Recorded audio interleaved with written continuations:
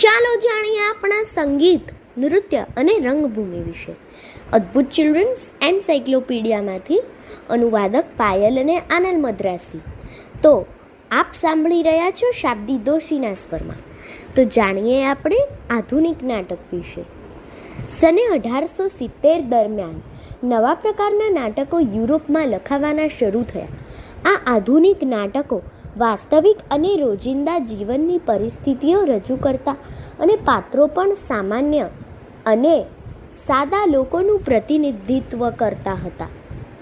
તે ઘણા બધા પ્રાકૃતિક કે કુદરતી જણાતા હતા અને ખરા અર્થમાં તે પ્રાકૃતિક શૈલીની અદાકારી કહેવાતી હતી. તેમનો પહેરવેશ પણ સીધો સાદો હતો અને દ્રશ્ય પણ સાચું જ લાગતું હતું. આ પ્રકારની રજૂઆતની શૈલી તરત જ વિખ્યાત થઈ ગઈ અને તેનો સિદ્ધાંત પણ આખા વિશ્વમાં ફરી વળ્યો. સને 1950માં નાટ્યકારોએ વાસ્તવિક હકીકતો ઉપર ડ્રામા લખવા શરૂ કર્યા, જે સામાન્ય જીવનનું આલેખન કરે છે. સામાન્ય પ્રકારના ઘરનું દ્રશ્ય દેખાડવું શરૂ થયું. આ પ્રકારનું નાટક કિચન સિંક ડ્રામા તરીકે ઓળખાયું. તે જ સમયે કેટલાક બીજા નાટકકારોએ એવા મુદ્દા પર લખવું શરૂ કર્યું જેમાં કેટલીક વાર જીવન બહુ મૂંઝવણભર્યું બની જતું હોય. પાત્રો ઢંગઢડા વિનાના સંવાદોમાં ડૂબી જતા હતા અને નાટક અત્યંત વિલક્ષણ ઘટનાઓ ભરેલું બની રહેતું. આ પ્રકારનું નાટક થિયેટર ઓફ ધી એબ્સર્ડ કહેવાતું. ટેકનોલોજીની પ્રગતિ સાથે નાટકોએ ટેલિવિઝન વિશ્વમાં પોતાના પગરણ માંડ્યા. ટેલિવિઝન શોઝ જે સોપ ઓપેરા તરીકે ઓળખાતા હતા તે બહુ જલ્દી વિખ્યાત થયા. તો પૂછો અને જાણો કે સોપ ઓપેરા શું છે.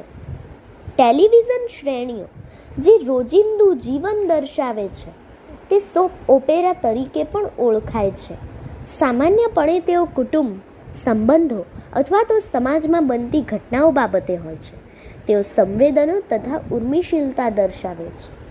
અદ્ભુત સત્ય, આધુનિક નાટકોમાં બધો જ ઝોક લોકો પર જ કેન્દ્રિત હોય છે. એબ્સર્ડ શૈલીના નાટકમાં એન્ડગેમ 2 પાત્રો આખો દિવસ કચરાના ડબ્બાઓમાં વિતાવે છે.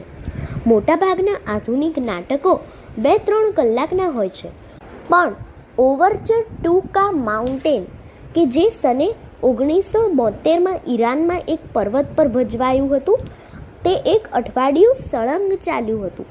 ટેલિવિઝન સોપ ઓપેરા નામે the bold and the beautiful પડદા પર છેક 1987થી ચાલુ છે.